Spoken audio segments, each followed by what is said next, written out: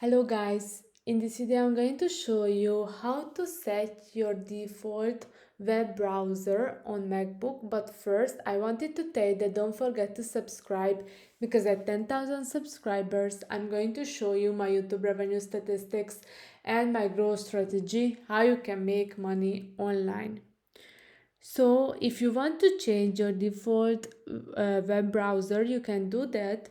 If you go to the system preferences at the bottom of the screen, then click on the general, and here you can see the default web browser section, and you can see that I have two options, but if you have other web browser downloaded to your MacBook, then here will appear all those web browsers. So for me it's the Safari right now, but you can choose whichever you would like, you would prefer.